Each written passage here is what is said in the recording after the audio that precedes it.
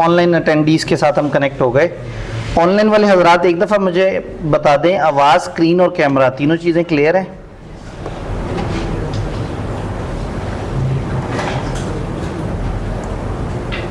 आवाज़, स्क्रीन और कैमरा,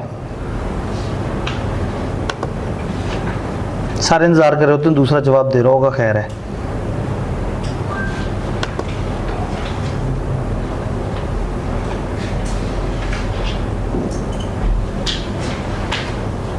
हाँ जी, ऑनलाइन वाले हजरात फीडबैक दे दें, आवाज़, स्क्रीन और कैमरा तीनों चीज़ें क्लियर हैं?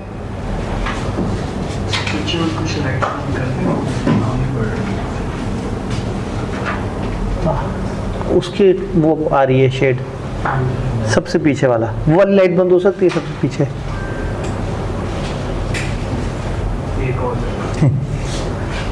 असल में सेंटर वाली है ये माहौल बन गया, ठंडी ठंडी हवा, सुकून।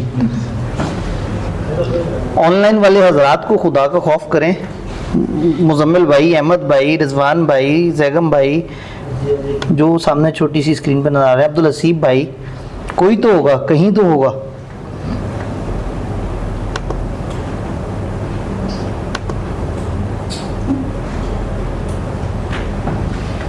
क्या आपको अपने वाले सिस्टम पे आवाज आ रही है? आपका तो ये लगा हुआ है। क्या आपको आवाज आ रही है? वो बोल ही नहीं रहा, सारे टुन पड़े हुए हैं।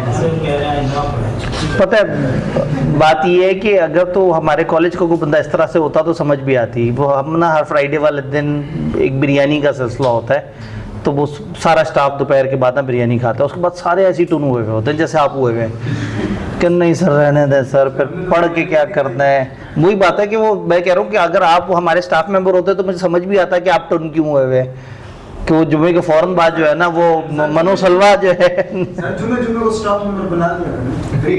वाह क्या बात कर दी।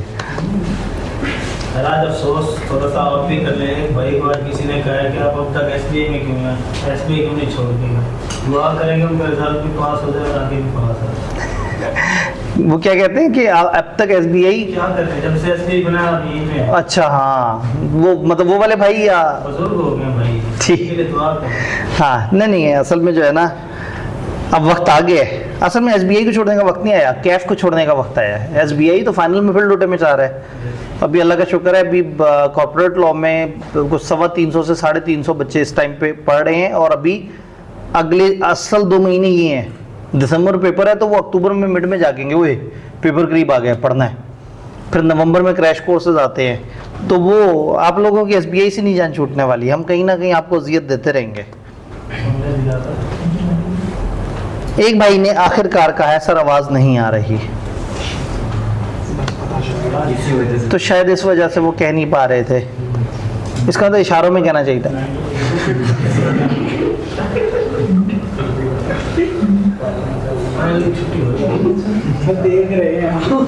हाँ कि मतलब पिक्चर नजर आ रही है, कैमरा नजर आ रहा है, आवाज नहीं आ रही तो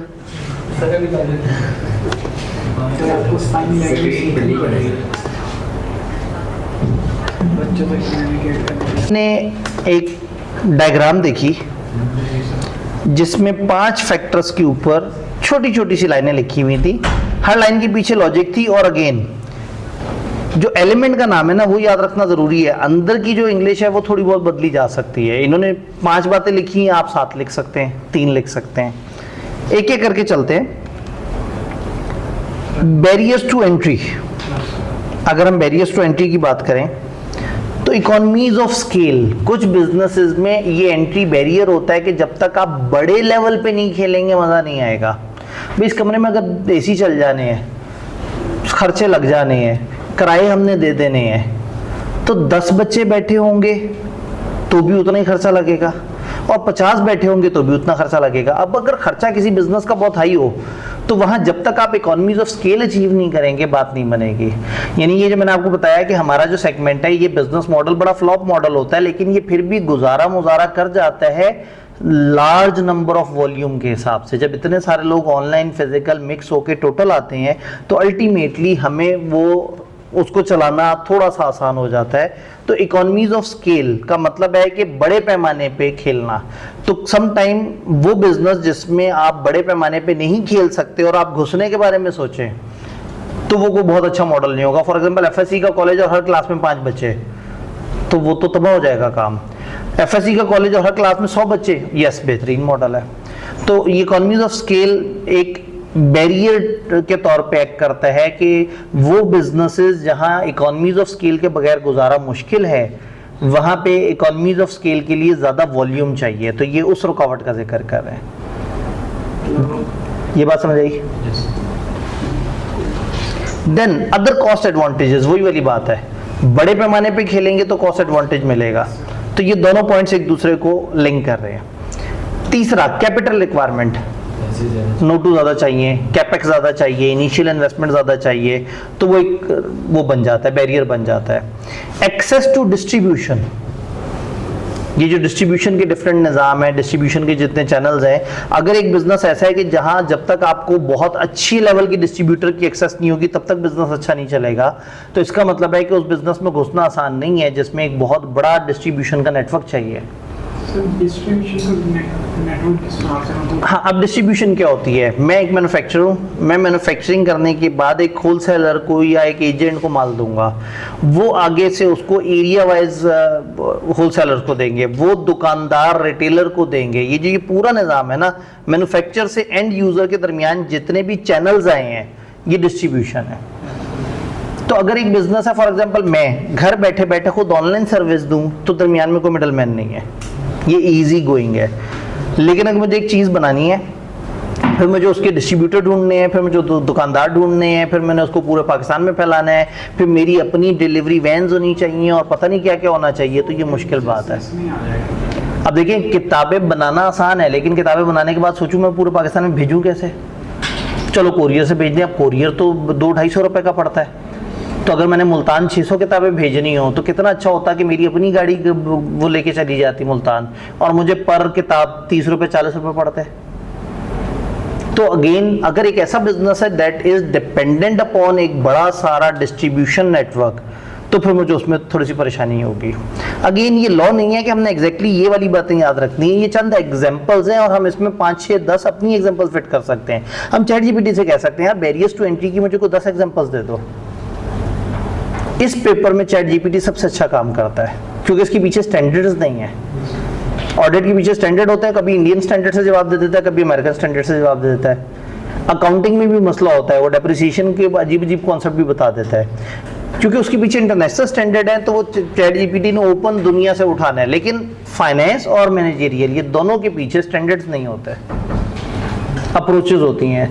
तो बिजनेस, ये 5 फोर्सेस मॉडल जैसे मैं आपको यहाँ पढ़ा रहा हूँ, ऐसे ही 150 मुल्कों में पढ़ाया जाता होगा। तो जब चैट जीपीटी को आप इसमें कहेंगे, आप कहेंगे यार ये 5 फोर्सेस मॉडल है, मुझे बताओ पाकिस्तान में टेलीकम्युनिकेशन इंडस्ट्री के ऊपर मुझे 5 फोर्सेस मॉडल एनालिसिस कर दो। वो आपको कहेगा पाकिस्तान में इतनी कंपनी है, ये कंपटीशन है, ये 5 फोर्सेस में ये अच्छा है, ये बुरा है, ये अच्छा है, ये बुरा है। तो ये बिल्कुल हमारी कॉमन लाइफ के करीब की बातें हैं। तो अगर तो आप इस पे परेशान हैं कि डब्बे के अंदर जो चीज़ें हैं वो मुझे याद होनी चाहिए और मुझे हर चीज़ की बड़ी अच्छी ग्रिप होनी चाहिए, तो ऐसा नहीं। ये चंद एग्जांपल्स हैं जो आप भी थोड़ा बहुत इसमें प्लस माइनस कर सकते हैं। हाँ, ऊपर का जुमला ये मॉडल का एलिमेंट है। तो 5 मॉडल का नाम, ऑथर का नाम और उसके 5 एलिमेंट्स हमें याद होने चाहिए। उसकी नीचे वाली बातें हम खुद भी लिख सकते हैं, और आप अपने तौर पे, मैंने आपसे कहा था एक मॉडल का एक सफ़ा बनाएं और उस सफ़े पे आपको ये अल्फाज मुश्किल लगे, अपने आसान आसान अल्फाज लिख दिए, ताकि आप उस सफ़े को देखें और आपके जहन में पूरा मॉडल आ जाए। ऑथर का नाम पोर्टर वो साहब हैं जिन्होंने ये मॉडल दिया। ये एक प्रोफेसर जिसका नाम, तो कहीं BCG, जैसे आज हम जो मॉडल पढ़ेंगे वो BCG वालों का है, बोस्टन कंसल्टिंग ग्रुप। तो इसी तरह से ना हर मॉडल के पीछे कोई ना कोई ऑथर है। ऑथर का नाम, उसके मॉडल का नाम है 5 फोर्सेस, तो इसको पोर्टर 5 फोर्सेस बोलते हैं, लेकिन ये पोर्टर ऑथर है, 5 फोर्सेस मॉडल का नाम है। तो 5 फोर्सेस पोर्टर। तो हो सकता है पेपर में सवाल आया कि 5 फोर्सेस मॉडल के हिसाब से बताओ। अच्छा, पोर्टर के हिसाब से बताओ कि इसको कैसे कैटेगराइज करोगे। अब सवाल यूं भी आ सकता है कि आपको एक एग्जांपल दें कि दो कंपनियों में बड़ी लड़ाई चल रही हो, वो एक ऐसे सेगमेंट में हो जहां 15-16 कंपेटिटर्स हो, फलाना हो फलाना, वो कहीं बताओ पोर्टर 5 फोर्सेस के हिसाब से कौन सी फोर्स यहां ज्यादा नजर आ रही है? आप तड़प के कहेंगे ये राइवलरी की बातें हो रही हैं, चंद प्लेयर्स हैं, लड़ रहे हैं एक दूसरे से, प्राइसेस मिलती जुलती हैं, तो इसका मतलब है ये राइवलरी की बात हो रही है। तो अगेन इन मॉडल्स को लॉजिकली समझना बहुत जरूरी है, रट्टा मारने से। रट्टा मार भी लेंगे पेपर में सवाल नहीं समझ आएगा। क्या ये एक्सेस टू डिस्ट्रीब्यूशन समझ आया? पेटेंट्स, कुछ ऐसे बिजनेसेस हैं जहां रजिस्टर्ड फार्मूलों के बगैर, अब मैं अगर घुस जाऊं किसी भी बिजनेस में, मैं दवाइयों के बिजनेस में घुसूं कि मैं खुद बनाऊंगा, तो ऐसा नहीं है कि मैं किसी की दवाई चोरी करूं और चला दूं काम। अगर वहां पेटेंट्स हैं तो इसका मतलब है वहां आसान नहीं है। मैं एंटर हूंगा तो सबने तो अपने आप को रजिस्टर कराया हुआ होगा। फॉर एग्जाम्पल सीए का कॉलेज बनाने के लिए भी आपको पेटेंट चाहिए, आपको रजिस्ट्रेशन चाहिए आईकैप से। आईकैप वाले को 2-3 महीने का प्रोसेस लगाते हैं, चार्टर्ड अकाउंटेंट चला रहे हैं कि नहीं चला रहे, क्या निज़ाम है, लाइब्रेरी है, ये वो फलाना चीज़ें, तो इसका मतलब बैरियर टू एंट्री है। तो ऐसा नहीं है कि आप कल रेडी लगाएं और फल बेचना शुरू कर दें। आपको दरमियान में कुछ रजिस्ट्रेशन चाहिए, कुछ फार्मूले रजिस्टर कराने होंगे, कुछ सेगमेंट रजिस्टर कराने होंगे। अब हम अचानक से पीपी का बैच देते हैं, ऐसा नहीं हो सकता। हमें पहले आईकैप से उसके लिए अलग से रजिस्टर होना होगा। आईकैप पीपी की हमसे अलग से पैसे लेता है, एमएस ऑफिस के अलग से पैसे लेता है, कॉलेज के अलग से पैसे लेता है, मेरे से एफसी होने के सालाना अलग से पैसे लेता है। और ये चंद हज़ारों में नहीं है, चंद लाखों में बनते हैं। तो यस, आप लोग सोचते रहते हैं कि आईकैप आपके 5,300 रुपए से पल रहा है, और जो है ना उसके बाद है बढ़ गए 6,000 हो गए। मुझे लगता है 5,300। आईकैप आपसे बार बार कमाता है, तो हमसे भी ये मैं एक दफा दे के फ्री नहीं हो जाएंगे, ये सालाना है, हर साल देने पड़ेंगे हमें पैसे। हाँ, मैं पेपर दे के भी ये नहीं कह सकता, लाइसेंस लेने के बाद भी ये नहीं कह सकते कि बच्चा आएगा या नहीं आएगा। लाइसेंस के अलग से पैसे भरो, फिर बच्चों पे मेहनत करो, फिर बच्चे आएंगे, फिर हम उन्हें कहेंगे जी इस कमरे में हम 70 घंटे आपको पीपी कराएंगे। अब 30 तो मैक्सिमम आईकैप ने कहा, 30 से ज़्यादा बच्चे एनरोल भी नहीं कर सकते, वरना हम 80-90 एक कमरे में भर लें। अब अपने ओवरहेड बाकी क्लासों में तो हम ज़्यादा बच्चे भर के ओवरहेड अपने डिवाइड करते हैं। अब वो 30 बच्चों के चक्कर में एक कमरा 2 एसीओं के साथ 70 घंटे तक चलेगा। तो 70 घंटे तक अगर 2 एसी चलते रहेंगे तो सिर्फ बिजली की कॉस्ट, फिर वो 5-6 कमरों में से एक कमरा होगा, और 70 घंटे का मतलब ये है, 3 महीने का मतलब ये है कि उस टाइम पे उस कमरे में हम वो नहीं कर सकते, कैफ की क्लास नहीं डाल सकते। फिर उसमें कोई इंसान पढ़ाता होगा, उसका भी कोई कैलिबर होगा, वो भी कोई पैसे लेता होगा। तो जब उस सारे को ऐड करें और उसको 30 या 25-26 जितने भी उस क्लास में वो हुए उस पर डिवाइड करें, तो बच्चे से जब फीस लें तो वो कहता है नहीं मैं तो 3,000 रुपये दे के पढ़ूंगा, जिसमें वाइबल ही नहीं है।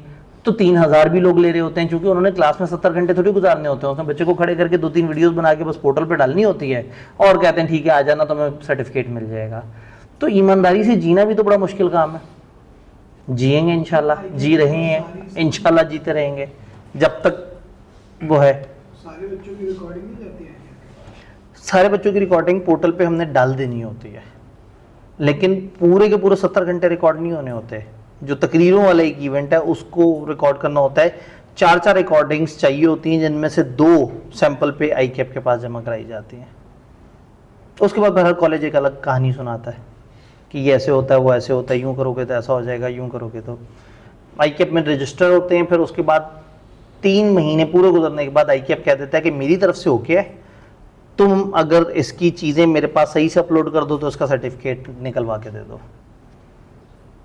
और फिर बच्चा उस टाइम पे कहता है जी मैं तकरीर करने तो नहीं आया था, लेकिन मेरा सर्टिफिकेट मुझे चाहिए। और फिर मुझे मेल भी आती है कि सर वो देखें कॉलेज वाले कितने गलत हैं, मैं सिर्फ 13 में से 8 क्लासेस मिस की थी, अब मुझे सर्टिफिकेट ही नहीं दे रहे। तो उल्टा हम बच्चों की नज़र में विलन भी बन जाते हैं, क्योंकि हम ईमानदारी से पढ़ाना चाह रहे हैं। वो बच्चों को भी नहीं पसंद। जिस कस्टमर ने पैसे दिए वो पैसे दे के कहता है मुझे नहीं चाहिए क्वालिटी, मुझे सिर्फ सर्टिफिकेट चाहिए। उसको लगता है इस वक्त सर्टिफिकेट की वैल्यू, और हम कहते हैं उन स्किल्स की वैल्यू है जो हम उस बच्चे को ज़बरदस्ती देना चाह रहे हैं। तड़पते हैं बच्चे, रोते हैं, पिटते हैं, हम उसके 70 घंटे पूरे करा के छोड़ते हैं, और इस वजह से मशहूर भी और इसी वजह से बदनाम भी है। कि ये पागल हो गए, ये वाकई बढ़ाना शुरू कर देते हैं। चलें, खैर, पेटेंट्स वाली बात समझ आई। गवर्नमेंट पॉलिसी, गवर्नमेंट की पॉलिसी होगी तो शायद आपके लिए कि कुछ बिजनेसेस में घुसना आसान नहीं होगा। रिएक्शन ऑफ एग्जिस्टिंग फर्म, वो कितने तैयार बैठे हुए हैं। आज एक नेटवर्क कंपनी एंटर होगी, उसने एंटर बाद में होना है, सबने 30 पैसे की कॉल कर देनी है, वो गरीब आते साथ ही मर जाएगा। वो भी अपने टावर्स लगा रहा होगा, इन सब ने 30 पैसे की कॉल कर देनी है, सब बाकियों के पास चले जाएंगे, नए पे जाएगा कोई नहीं कि भाईजान एक तो नया अननोन, ऊपर से ले भी 2 रुपए रहा है, और वो आने वाला पहले दिन 30 पैसे कैसे रख दे, मर जाएगा वो तो ये सारे वो फैक्टर्स हैं जो आपको तकलीफ दे रहे हैं, लोगों को बिजनेस में एंटर होने से रोक रहे हैं। और ये लिमिटेड लिस्ट नहीं है, आप इसमें 3 एक्स्ट्रा लिख दें, इनमें से 2 माइनस कर दें, कोई मसला नहीं। और जरूर चैट जीपीटी को यूज करें इस पेपर के साथ साथ। और आगे आपने यूज भी, इतना आपने कैलकुलेटर यूज नहीं करना अब अपनी प्रोफेशनल लाइफ में जितना आपने एआई यूज करना है। अब एआई आपका नया वो है, कैलकुलेटर है, तो अभी से दोस्ती कर लें। हाईकैप का कोर्स भी है डाटा एनालिटिक्स और एआई का। अगर मैं कहूँगा सिखाने के लिए तो आप कभी भी नहीं लेंगे, मैंडेटरी है, हैंड्स ऑन कोर्सेज, उसका पेपर देना होता है फाइनल में ऑडिट का पेपर तब तक नहीं दे सकते आप जब तक आपका वो hands on course data analytics और एआई वाला पास ना हो। तो हाईकैप अब आपको स्किल सिखाने के पीछे आ गया है। आप ये देखिए ना, एमएस ऑफिस की स्किल ऑफिस में काम आती है, प्रेजेंटेशन जिंदगी भर काम आती है। मैं अभी कुछ अर्से पहले दुबई से होकर आया हूँ, वहाँ सब लोगों का यही मसला है कि हमारी कंपिटेंस एक तरफ है, हमें अगर बोलना नहीं आता हम फारिग हैं। इंडियन चार्टर्ड अकाउंटेंट, ACCA, ये सब ऊपर आए हुए हैं अपने बोलने की वजह से, और वो बेचारे जो मेहनती अच्छा काम करने वाले हैं वो पीछे बैठ गए हैं। मेहनत वो कर रहे हैं, कमा कोई और रहा है, क्योंकि हमें बोलना नहीं आता। क्यों? क्योंकि पीपी हमने 3000 रुपये दे के सर्टिफिकेट लेना है। तकरीर करते हुए शर्म आती है, अपने दोस्तों के सामने तकरीर करते हुए शर्म आती है। तो भाई ऑर्गेनाइजेशंस में क्या करेंगे? इंटरव्यू में तो थर थर कांपेंगे, कान लाल हुए भी होंगे, पसीने आ रहे होंगे। क्यों रखेगा वो इतने अंडर कॉन्फिडेंट बच्चे को? तो हमें फर्म जाने में भी काम आएगा, हमें दुनिया में भी काम आएगा, हमारे कारोबार में आगे से आगे बढ़ने के लिए भी काम आएगा। तो आईकैप ने इतना वेल अलाइंड सिलेबस रखा हुआ है, और आईकैप ने ओपन वो किया था। मुझे बड़ी खुशी हो रही है कि अब असेसमेंट आ गई है। एक क्लास में बच्चे ने कहा सर अगर 15 तक हम दाखिला लेना दे तो क्या होगा? मैंने कहा क्या होगा सर? फिर तो पेपर देना पड़ेगा। तो मैंने कहा तो परेशानी किस बात की है? अगर हमारे पास कोई बच्चा पढ़ रहा है तो हमें ये परेशानी नहीं है कि वो जब तकरीर कर रहा होगा तो आईकैप उसे फेल कर देगा, क्योंकि वो तो पूरे 70 घंटे जब बैठा होगा और जबरदस्ती हमने उससे इतनी तकरीरें कराई होंगी, तो आईकैप क्या बेचता है फिर? उस बच्चे का मुकाबला होगा वो सर्टिफिकेट, फ्री में सर्टिफिकेट लेने वालों से। अब सर्टिफिकेट देना आईकैप ने डायरेक्टली, वो कहेगा जी मैं असेस करूंगा, मेरी टीम उस बच्चे से तकरीर करा के या उससे पूछेगी, वो देखेगी, इंटरव्यू करके देखेंगे वो कितना कॉन्फिडेंट है जी। उनका पैनल आएगा, या वो वहां होंगे और हमारे बंदे वहां जाएंगे, तब उसकी असेसमेंट। और उसके लिए उन्होंने रखा है कि 15 अक्टूबर से पीछे जो रजिस्टर हुए बैच हैं वो बगैर पेपर के, वो कॉलेज की डिस्क्रिप्शन पे, चूंकि कॉलेज की डिस्क्रिप्शन पे 1-2 कॉलेज बेचारी ईमानदारी से करा रहे थे, बाकी सब सर्टिफिकेट बांटे जा रहे थे। बिजनेस करना हमें भी आता है। हम अपने 4000 बच्चों से कहते हैं कि जी 4000 रुपये जमा कराओ, तुम्हें सर्टिफिकेट घर डिलीवर हो जाएगा। तो 4000 को 4000 से मल्टीप्लाई करना तो आपको आता ही है, 16 मिलियन। तो 1,60,00,000 रुपया तो हम हर सेशन में एवी मुफ्त में कमा सकते हैं। तो बिजनेस करना तो आता है, लेकिन चैप्टर भी हम पढ़ेंगे ना एथिक्स वाला, तो एथिकल बिजनेस भी जरूरी है ना, क्योंकि this is not business. Business सिखा रहे हैं लेकिन बिजनेस कर नहीं रहे, क्योंकि हमारी कम्युनिटी बर्दाश्त नहीं कर सकेगी अगर हम बिजनेस पॉइंट ऑफ व्यू से सोचेंगे। तो वापस इधर आते हैं, बैरियर्स टू एंट्री हमें समझ आया। देन राइवलरी कब ज्यादा होती है? ये ऐसे करके एरो ऊपर जा रहा था। जब राइवल्स क्या होते हैं जी?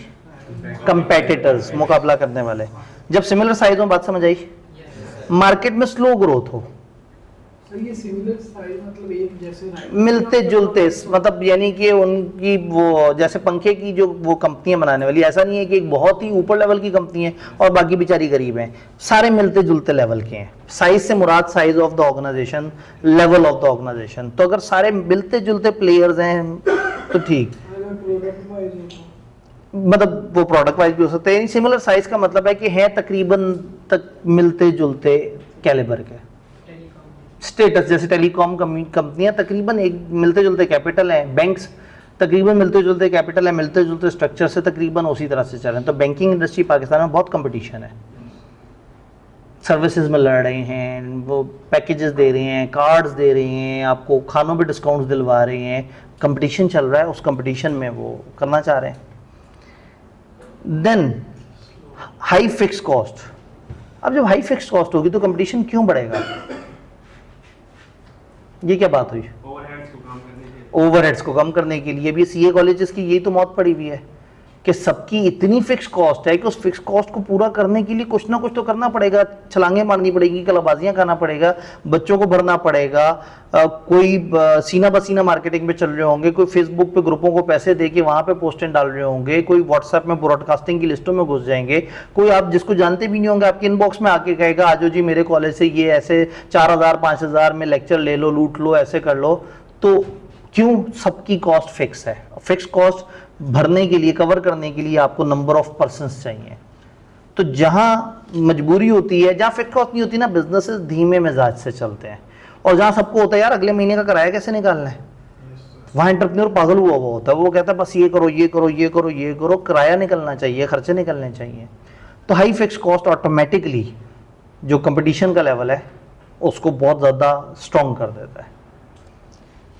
देन प्राइस वॉर्स, अपना टर्नओवर मेंटेन करते रहें कि हाँ भाई मतलब इसी लेवल पे मेरी इनकम रहे, तो एक दूसरे से प्राइस वॉर्स कि अच्छा उसने 5 रुपये छोड़ दिए, उसने 10 रुपये छोड़ दिए, तो वो एक दूसरे से लड़ रहे हैं प्राइस के ऊपर। लैक ऑफ डिफरेंशिएशन, एक प्रोडक्ट दूसरे से डिफरेंट, मार्केट में प्राइस वॉर। असल में वो मार्केट में अब हम उसी में तो घुसना है हमने, जहाँ हम देख रहे हैं एग्जिस्टिंग लोग क्या कर रहे हो भाई, वो तो लड़ रहे हैं, प्राइस पे लड़ रहे हैं, क्वालिटी पे लड़ रहे हैं, आपस में कस्टमर्स पे लड़ रहे हैं। तो प्राइस वॉर का मतलब है कि जिसमें एक इदारा 5 रुपये कम कर दे, दूसरा कहता है ऐसी की तैसी मैं भी 5 रुपये कम कर देता हूँ, तीसरा कहता है यार ये तो मैं नहीं करूंगा तो मैं नुकसान में आ जाऊंगा, तो प्राइस वॉर शुरू हो जाती है। डिफरेंशिएशन लैक करना, यानी कि सबके पास मिलती जुलती चीज है, ऐसा नहीं है कि किसी के पास डिफरेंट चीज है। अगर डिफरेंट चीज हो ना कंपटीशन नहीं होता। आप कहते हैं जी भाई साहब आप तो 25,000 ले रहे हैं, वो 15,000 ले रहे हैं, आप कहते हैं यार मेरी प्रोडक्ट देखो वो प्रोडक्ट देखो, ये एक डिफरेंट चीज है वो डिफरेंट चीज है। तो अगर फर्ज करें आप आके कहें कि सर आपके यहाँ ही सीए मेड इजी में तो पर मंथ 3,000 रुपए में भी एडमिशन हो रहा है, तो यहाँ आप जो है वो फिजिकल क्लास का 25,000 कह रहे हैं या 20,000 में प्री एनरोलमेंट में दे रहे हैं, तो हम कहेंगे भाई हमारी ये प्रोडक्ट डिफरेंट है। यहाँ लोग फिजिकली आके बैठ रहे हैं, हम एक अच्छा सेटअप कर रहे हैं, हम उनको वहाँ पे पढ़ा रहे हैं, बच्चे फोकस से सुन रहे हैं, हम उनको रिकॉर्डिंग दे रहे हैं, कैमरा इन्वॉल्व है, इस तरह से करके। ऐसा नहीं है कि बस एक बोर से स्टूडियो में एक बंदा बैठा हुआ और आपको पढ़ा रहा है। तो हम कहेंगे कि ये जो हम वैल्यू दे रहे हैं हम इसकी इतनी कीमत सोचते हैं। तो इन दोनों को कंपेयर नहीं कर सकते, डिफरेंशिएशन है। ये डिफरेंट प्रोडक्ट है, वो बिल्कुल डिफरेंट प्रोडक्ट है। वो प्रोडक्ट शायद इंसान को सुस्त कर दे, ये प्रोडक्ट इंसान को सुस्त नहीं होने देगी। हाँ, लेकिन मैं ये कहता हूँ कि अगर आप खुद को समझ चुके हैं कि आप सुस्त आदमी हैं तो फिर महंगी प्रोडक्ट मत लें, फिर वो सस्ती प्रोडक्ट लें। तो हमारी ही वो सस्ती प्रोडक्ट भी है कि भाई आप फिर उधर जाके अगर आप लेयर में अपने हिसाब से अपनी पसंद के टाइम पे पढ़ना चाहते हैं और कभी पढ़ना चाहते हैं और कभी नहीं पढ़ना चाहते, तो अगर करना ही शुगल मुगल है लाइफ के साथ तो फिर ठीक है, पर पैसे तो कम देना। ज़्यादा पैसे दे के तो शुगल मुगल मत करें। पैसे मैकडोनल्ड की दिए और अंडा शामी खा के जा रहे हैं, वो भी पूरा नहीं खा रहे, कि पैसे दे के कह रहे हैं कि बस बुलाना नहीं क्लास में, क्लास में एडमिशन लेके कहते हैं सर फ्राइडे वाले दिन पढ़ा के क्या करेंगे जी। तो लैक ऑफ डिफरेंशिएशन, जब लोगों की प्रोडक्ट की कैटेगरी में ज्यादा डिफरेंशिएशन ना हो, वो डिफरेंट ना हो बहुत ज्यादा। हाई एग्जिट बैरियर, जिस बिजनेस में से बाहर निकलना बड़ा मुश्किल होता है ना, उधर भी कंपटीशन ज्यादा होता है। ये क्या बात हुई? कैपिटल ज्यादा इन्वेस्ट किया हुआ है, अब निकलते भी मौत आ रही हो, कह रहे हैं यार एक काम करते हैं, एक सेशन और तजर्बा कर लेते हैं, थोड़ी सी और कोशिश कर लेते हैं, 2 महीने और दुकान चला के देख लेते हैं। तो जिन बिजनेस से बाहर निकलना मुश्किल होता है वहां लोग निकलते निकलते भी अच्छा खासा मुकाबला कर रहे होते हैं। क्लियर? देन किसी इंडस्ट्री में 4-5 ही बिजनेस वापस मिल के कोई प्राइस फिक्स कर लें, हमें कम नहीं करनी रहेगी जी। अगर किसी बिजनेस में कुछ लोग मिलजुल के एक प्राइस फिक्स कर लें तो अब ये राइवलरी नहीं है, यहाँ तो कोलैबोरेशन चल रही है, प्राइस वॉर्स नज़र नहीं आ रही, मुकाबले नज़र नहीं आ रहे। तो ऐसे में हम ये नहीं मानेंगे कि वहाँ पे कंपटीशन है, लेकिन हम ये ज़रूर मान लेंगे कि वहाँ एंटर होना काफ़ी मुश्किल है। अब एंट्री पे पाबंदी हो गई ना, एग्जिस्टिंग प्लेयर्स ने दोस्ती की हुई है। इस वक्त अगर एंटर होंगे तो ये तो सारे हमें खा जाएंगे, आने वाले को तो कोई नहीं आने देगा। वही बात कि वो पैसे 30 पैसा कर दें ऐसे ही अगर सीए वाले कॉलेज आपस में कोलैबोरेट कर लेंगे 50,000 से कम एक सब्जेक्ट नहीं, बिल्कुल सही कह रहे हैं अगर सीए वाले कॉलेज आपस में मिलकर ये तय कर लें कि कोई 50,000 से कम पे नहीं पढ़ाएगा, तो बच्चे ने कहीं तो जाके सर फोड़ दें अपना, वो जाएगा टक्कर मारेगा और फिर एंड पे उसे समझ आ जाएगा कि यूनिवर्सिटियाँ लाखों ले रही हैं, अभी भी सस्ते लोग हैं 50,000 में पढ़ा रहे हैं, तो अल्टीमेटली वो उस पर सेट हो जाएंगे। तो सवाल ये कि ऐसा क्यों नहीं करते, करना चाहिए। उसका एक विलन मैं खुद भी हूँ। मैं खुद इस पॉलिसी के अगेंस्ट होता था कि ये क्या बात हुई कि आप इस्तेसाल करो लोगों का, क्योंकि हमारे यहाँ जो ऑडियंस आता है वो बहुत अमीर नहीं है ना। तो मैं हमेशा मानता हूँ कि ये एक बिजनेस मॉडल नहीं है, ये एक सर्विस और थोड़ा सा बिजनेस मॉडल है। इधर डिसेंट निकले ओके, ज़्यादा निकालना को बहुत अच्छी बात नहीं है, क्योंकि ये आपकी जेबें नहीं, आपके वालिदैन की जेबें हैं, और वो ऑलरेडी बहुत ही ऊंचा अफोर्ड करते तो आप दूसरे मुल्क में 70-80 लाख रुपए की यूनिवर्सिटी में बैठे हुए होते हैं। इस टाइम पे वो अपनी कैपेसिटी के हिसाब से जो बेस्ट कर सकते हैं कर रहे हैं। अब उन्होंने कर दिया अपना काम, अब आपका काम है। अब आप लोग अगर नहीं काम करेंगे तो फिर दुख की बात होगी। तो अपने हिस्से का हमने फर्ज अदा करना है। तो चले फर्ज करें ये वाला मॉडल हो भी, 6 कॉलेज ने मिलकर तय किया कि 50 से कम पे कोई एडमिशन नहीं करेगा, एक ने गद्दारी कर ली, कहाँ जाएंगे सारे बच्चे? गद्दार के पास। तो इसमें गद्दारी सबसे प्रीमियम चीज़ है। नहीं सर, अगर वहाँ पर टीचर अच्छे नहीं है तो फिर भी नहीं जाएंगे। बात ये है कि जब सबने आपस में किया है तो किसी एक के पास अच्छे टीचर भी होंगे और नीयत भी खराब होगी। तो इस तरह के एग्रीमेंट में ना गद्दारी हमेशा बहुत अच्छी फीलिंग देती है। एक दफ़ा गद्दारी करेंगे, सारे उनके पास जा जाएंगे, बाद में सारे इन पे लीगल केस कर देंगे, उनको जुर्माने देंगे और कहेंगे हम शर्मिंदा है, वाकई यार आइंदा इस तरह का एग्रीमेंट नहीं करेंगे। लेकिन तब तक मार्केट तो सारी लपेट ली। सैमसंग ने क्या किया था? सैमसंग ने क्या किया था? आईफोन का पैटर्न चोरी किया, आईफोन का थीम चोरी किया। एप्पल ने बहुत सारी ऐसी चीज़ें दी थी जो सैमसंग को नहीं पता था कि क्या किस तरह से, बस उन्होंने वही थीम उठा के चोरी कर लिया। तो इस जब एप्पल अकेले ही राज कर रहा था तो सैमसंग ने उसकी बहुत सारी चीज़ें कॉपी की और अपने आप को सामने ले आया मार्केट में। एप्पल ने सैमसंग पे केस कर दिया, अदालत में केस चलता रहा, केस सैमसंग हार गया, सैमसंग ने जुर्माना दे दिया। बट तब तक सैमसंग मार्केट का बहुत बड़ा शेयर ले जा चुका था। उसके बाद से वो आज तक इसको एप्पल को स्ट्रॉन्ग टक्कर देता है। कंपेयर किया है। दोनों को कंपेयर किया जाता है। हालांकि एप्पल कहता है मैं प्रीमियम चीज़ हूँ, सैमसंग कहता है मैं दरमियाने लेवल पे हूँ, लेकिन तुम्हें उड़ा दूंगा। ऐसे ही है, अब ऐसे ही चलती है। फिर इसमें भी बड़े मज़े का किस्सा है कि जब उन्होंने फ़ाइन भरना था ना एप्पल का, तो इनको वो था कि भाई एप्पल वाले बड़े खुश थे और जगह जगह मीडिया पे डाल रहे थे कि देखा हमने सैमसंग को हरा दिया, अब सैमसंग को पेनल्टी देनी पड़ेगी हमें। तो उन्होंने पता नहीं कितने ट्रक सिक्कों के भर के भेजे थे। कितने दिन लगे थे उनको सिक्के गिनने में एप्पल वालों को कि फ़ाइन पूरा दिया या नहीं दिया। तो मतलब फिर दुश्मनदारी तो फिर हर लेवल पे होती है। तो हमारे यहाँ वो किसी के ऊपर कीचड़ उछाल देना या किसी पे अंडा मार देना या किसी को इस तरह से कर देना, वो इससे ज़्यादा तो अंग्रेज़ भी जब गुस्से में आते हैं तो फिर करते हैं एक दूसरे के साथ। तो ये बड़ा मशहूर वाक़या है कि उन्होंने फ़ाइन भरा लेकिन सिक्कों की फॉर्म में।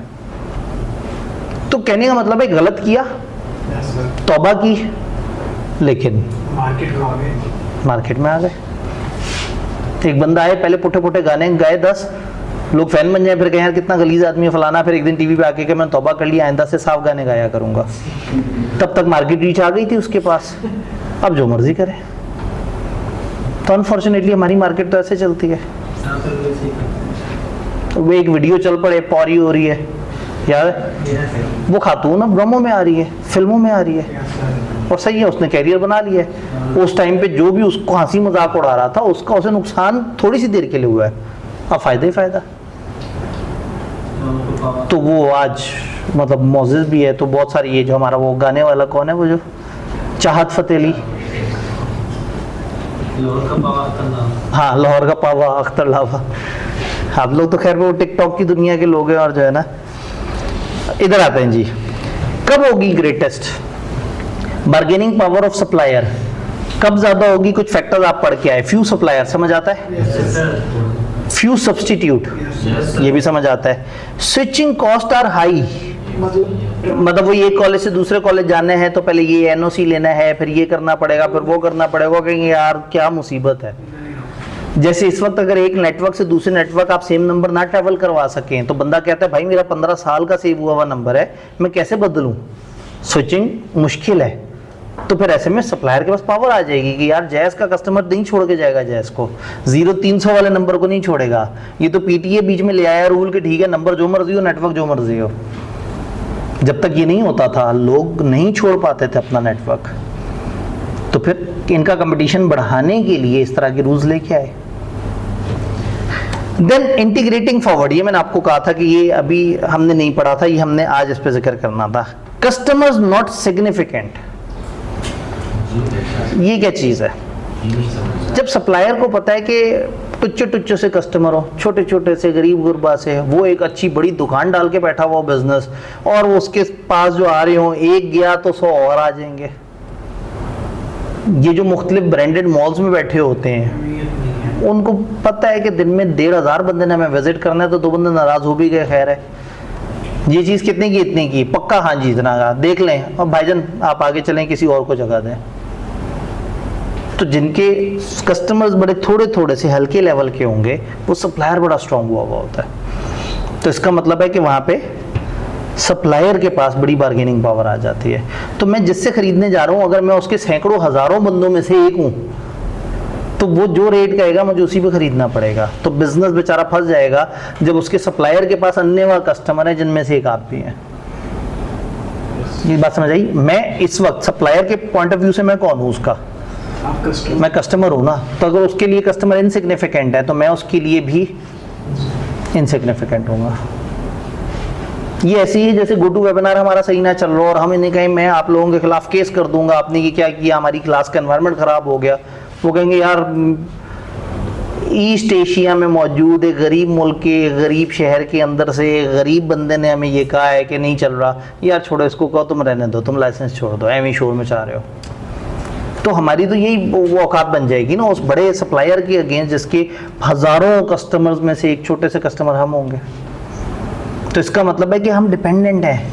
हम जेन्युइनली ऑनलाइन क्लासेस में किसी ना किसी बड़े ऑनलाइन ये जो वर्चुअल क्लास या वर्चुअल वीडियो प्रोवाइडर के रहमो करम पे हैं। तो अचानक पता लगता है उस कॉलेज का पोर्टल बैठ गया, अचानक पता लगता है उन लोगों के साथ ये हो गया। क्यों? क्योंकि सब मजबूर हैं। पाकिस्तान में तो सर्वर्स ही नहीं है, कोई अमेरिका से सर्वर पकड़ है, कोई कहीं से सर्वर पकड़ है। वो शार्क जब वो काट जाती है तार, सबके नेट फारिग हो जाते हैं। तो अचानक पता लगता है कि जी पीटीए ने कुछ वो ये इसमें पाकिस्तान की जो अथॉरिटीज है उन्होंने कुछ वेबसाइट ब्लॉक की होती हैं। वो वेबसाइट में सबसे पहले वो वेबसाइट ब्लॉक करते हैं जिसपे वीडियोस चलती हों। अब सारी वीडियोस वाली वेबसाइटें ऐसा नहीं है कि वो सिर्फ एंटरटेनमेंट प्रोवाइड करती हों, कुछ पढ़ा भी रहे होते हैं बेचारे टीचर्स।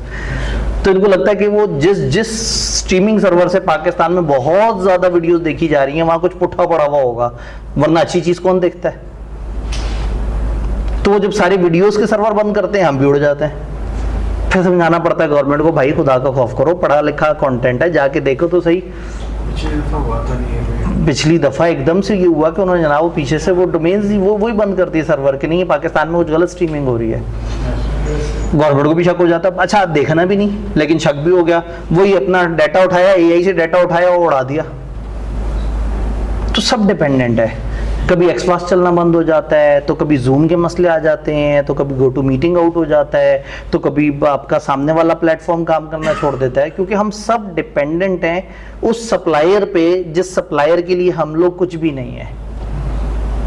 तो ये एक प्रॉब्लम है हमारे यहाँ ऑनलाइन टेक्नोलॉजी के लिए, हमें सप्लायर पे डिपेंडेंट होना पड़ेगा। किस कॉलेज को अच्छा लगता है कि जी उसके पोर्टल के बारे में लोग कहें जी चल नहीं रहा, लेकिन हमारे कंट्रोल में नहीं है। हमारे कंट्रोल में क्लास है, क्लास के अंदर कोई कहे जी इनका पंखा नहीं चल रहा तो हम तकलीफ में आ जाएंगे।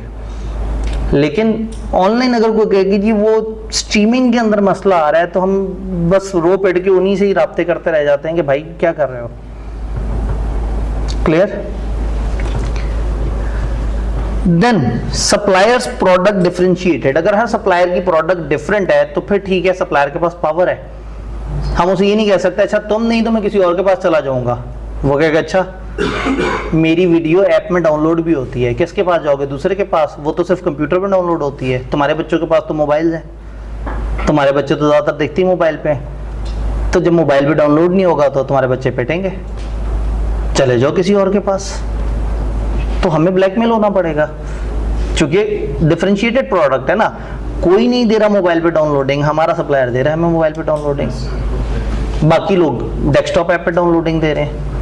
जो मोबाइल पे डाउनलोडिंग दे रहे हैं उसके अंदर कनेक्टिविटी के मसले हैं, फाइल साइज के मसले हैं। हमारा सप्लायर हमें हर लेवल के साइज पे डाउनलोड करने की ऑप्शन दे रहा है। पता नहीं आपने कभी डाउनलोड किया नहीं, तो आपको कहता है कि कितने साइज पे चाहिए, ताकि आप अपने मोबाइल की कैपेसिटी और अपनी स्टोरेज के हिसाब से, चूंकि ज़रा बड़ी स्क्रीन का व्यू और छोटी स्क्रीन के व्यू, तो छोटी स्क्रीन में हल्की क्वालिटी भी बेहतर नजर आ जाती है, तो आपका डाटा भी कम इस्तेमाल होता है मोबाइल का, और आप उसको डाउनलोड करके रख लेते हैं। अब ये सप्लायर हमें वो डिफरेंशिएटेड फीचर दे रहा है जिसकी वजह से उसकी प्रॉब्लम्स के बावजूद भी हम उसे नहीं छोड़ पा रहे। तो सप्लायर के पास आ गई बार्गेनिंग पावर। ये सारे पॉइंट सिवाय उस पॉइंट के जो मैंने रोका था, समझ आ रहे हैं? पक्का? लेफ्ट साइड पे कस्टमर्स की बार्गेनिंग पावर। अब आज का हमारा लेक्चर शुरू में टेक्नोलॉजी की दिक्कत की वजह से जो है ना, वो तकरीबन एक क्वेश्चन आंसर सेशन बन गया पिछले मॉडल पे, लेकिन पहला मॉडल अगर पढ़ के हमें समझ आ रहा है और आपको गेम समझ आ जाए तो मेरे लिए ये ज़्यादा बड़ी कामयाबी होगी। Concentration of buyers. बायर्स के पास कब पावर ज़्यादा होगी? जब वो इकट्ठे होके ब्लॉक्स बन जाएंगे। आप लोग कल्ले करके आते हैं फ्रंट ऑफिस, मुझे 5000 डिस्काउंट दे दें, मुझे 3000 डिस्काउंट दे दें। आप आए 70 इकट्ठे, एक बंदा बैठे गए 70 बंदा मेरे साथ है, सबको 5000 डिस्काउंट दो, 70 एडमिशन अभी प्रोसेस होगा, तो पावर हो जाएगी कस्टमर के पास। उन्हें पता है कि हम एक को इनकार नहीं करेंगे, 70 या आएंगे या 70 के 70 चले जाएंगे। तो जहां बायर्स की कंसंट्रेशन होती है, जब बायर्स इकट्ठे हो जाते हैं, जब बायर्स इकट्ठे होके कोई ना कोई सिस्टम, कोई ग्रुपिंग बना लेते हैं और वो इकट्ठे बार्गेन करते हैं, तो वहां पे पावर चली जाती है कस्टमर के हाथ में। सर आपने बहुत देर कर दी है बताते हैं, अब तो आगे बचे ही कुछ नहीं कैफ में, है ना? नहीं तो हम पहले इसी तरह से 70 बंदे आते और इकट्ठे बार्गेन करते। Alternative sources of supply exist. मैं नहीं उसे चीज सप्लाई करूंगा, कहीं और से मिल जाएगी। कई तरीके हैं मार्केट में वही चीज लेने के, तो ऐसे में किसके पास पावर आ जाएगी? एक बच्चा कहे सर मुझे स्पेशल आपकी एडिटेड जो है ना, वो टेलर्ड मेड जो है वो लेक्चर्स चाहिए, तो हम नखरे दिखाई नहीं सकते, क्योंकि अगर ज़रा सा भी नखरे दिखाएंगे कि सर इसी तरह की मुझे 4 और कॉलेज भी ऑफर कर रहे हैं। तो जब अल्टरनेट सप्लाई के सोर्सेज मौजूद होंगे तो पावर सप्लायर के पास से निकल के किसके पास चली जाएगी? बायर के पास, कस्टमर के पास। कस्टमर भी सिग्निफिकेंट होना चाहिए इसके लिए। हाँ, कस्टमर भी सिग्निफिकेंट होना चाहिए। अगर है ही गरीब सा कस्टमर तो फिर सप्लायर के पास पावर आ जाएगी। तो ये मल्टीपल फैक्टर्स मिलजुल के चल रहे होते हैं। Cost of purchase is high proportion of total cost. उस बंदे के लिए कॉस्ट ऑफ परचेज एक बड़ी अहम चीज़ है। आपने अगर एक रबड़ खरीदना है तो आप नहीं सोचेंगे मैं कौन सी कंपनी का रबड़ खरीद रहा हूँ। अगर पेंसिल खरीदनी है, अगर रजिस्टर खरीदना है, अगर पानी की बोतल खरीदनी है।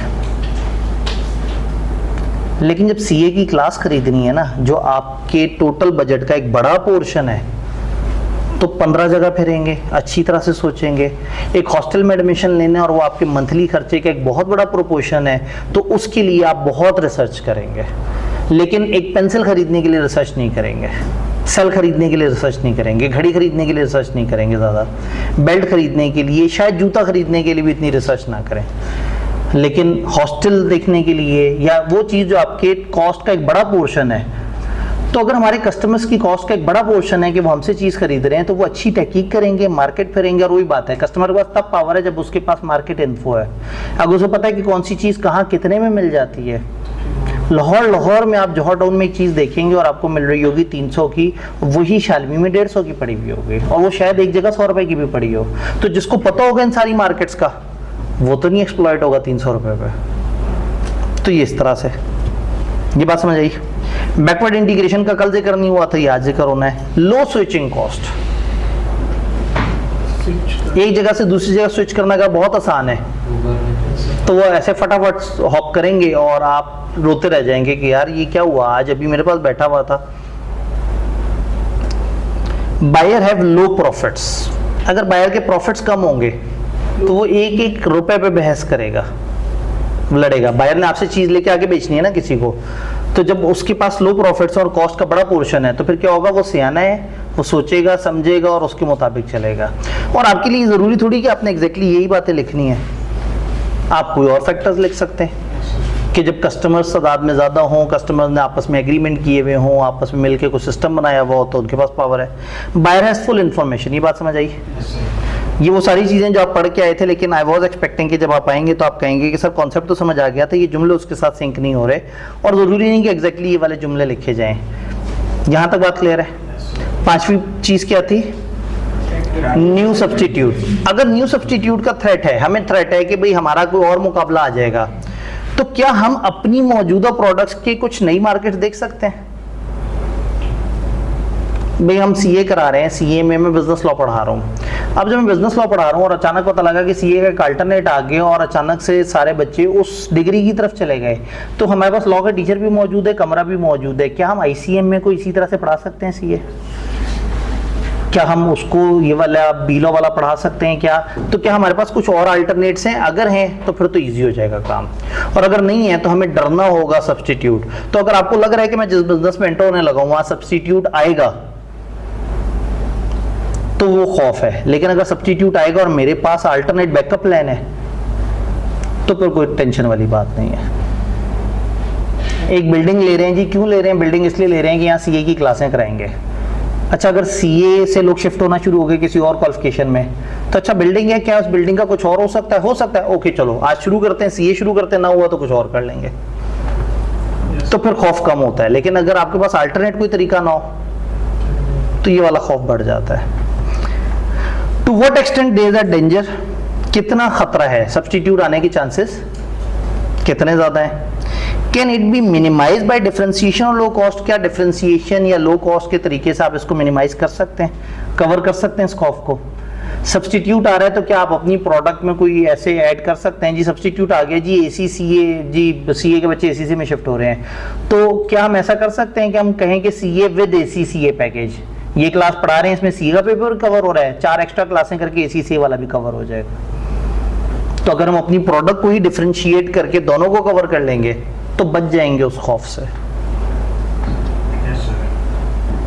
क्या ये पांचों तरह की फोर्सेस और ये सारी बातें समझ आ रही हैं? Yes sir. अब किसी भी बिजनेस पे हम इस तरह से कर सकते हैं, तो आपने एक छोटा सा काम जरूर करना है कि चैट जीपीटी से कहना है अपनी पसंद की 3 सेक्टर्स, ये 3 सेक्टर इन पाकिस्तान मुझे 5 फोर्सेस एनालिसिस कंडक्ट करके तो वो फिर आपको पांचों के अंदर उस सेक्टर जिसमें आपकी दिलचस्पी है उसकी एग्जांपल्स देके और आपको जब बता रहा होगा तो फिर आपको और मजा आएगा, आपको प्रैक्टिकली समझ आएगा कि ये मॉडल बेसिकली कर क्या रहा है।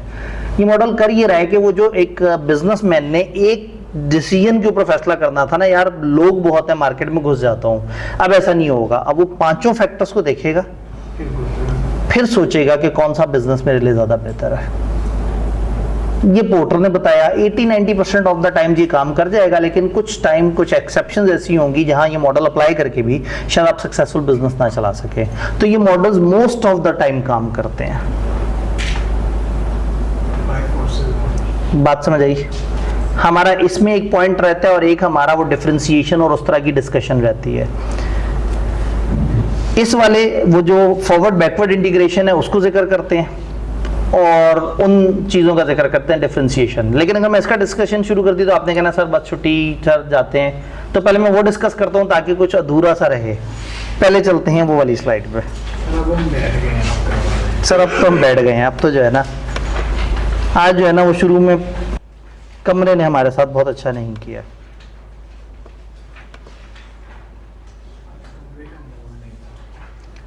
लेकिन जी एक ऐसा टॉपिक जिसका सिर्फ थोड़ा सा पोर्शन आपके यहाँ लिखा हुआ है और उसके अल्फाज डिफरेंट है। मैं एक अप्रोच आपको बताना चाह रहा हूँ जो किताब ने उस तरह से डिस्कस नहीं की जैसे इसको डिस्कस करनी चाहिए थी, थोड़ा सा बारीक भी लिखा हुआ है। इसको हम कहते हैं पोर्टर की जेनेरिक स्ट्रेटेजीज। अगेन ये कोई मॉडल नहीं है, सिर्फ समझने के लिए। पोर्टर भाई से किसी ने पूछा भाई अच्छा कंपटीशन करना है क्या करें, उसने कहा 3 में से एक काम करो, या कॉस्ट लीडरशिप की तरफ चले जाओ या प्रोडक्ट डिफरेंशिएशन की तरफ चले। नहीं मिलेगा किताब में, किताब में सिर्फ डिफरेंशिएशन का इतना सा पोर्शन है, दिखाएं जरा। हाँ, प्रोडक्ट डिफरेंशिएशन का पेज नंबर 34 जो आपके पास शेयर हुआ है सेंटर में, सिर्फ इतनी सी वो डिस्कशन है।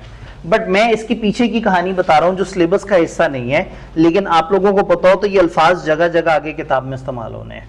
तो जो हम पढ़ रहे हैं वो आउट ऑफ किताब है बट आउट ऑफ स्कोप नहीं है।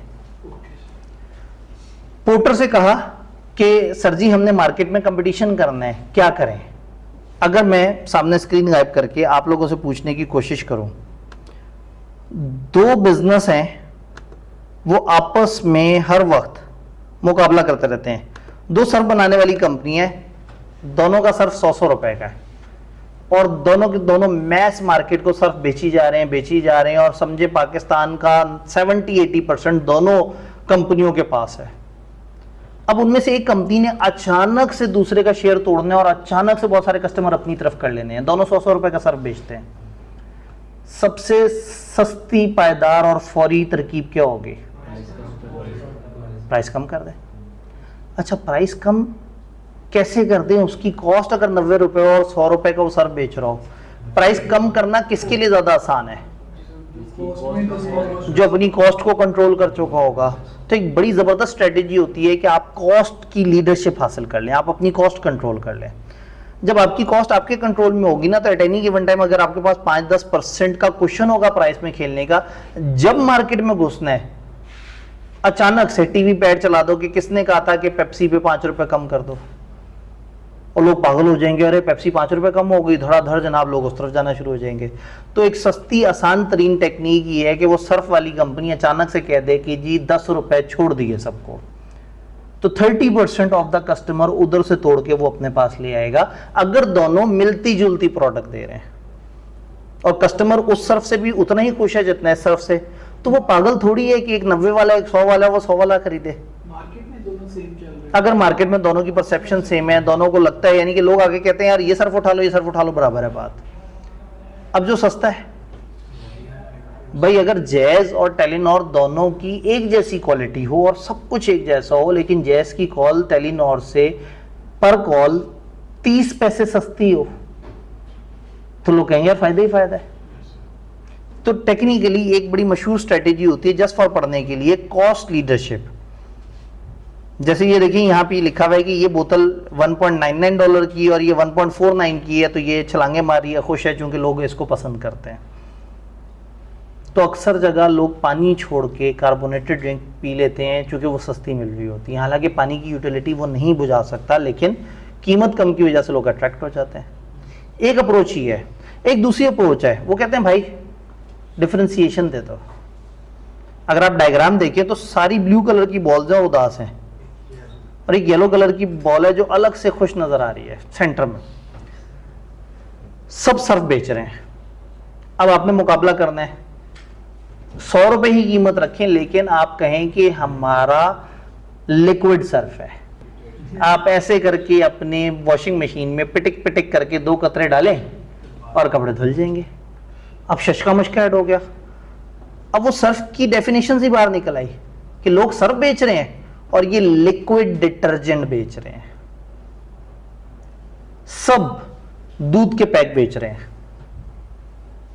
लेकिन नेस्वीटा वो दूध बेच रहा है जिससे बोन स्ट्रांग होती है।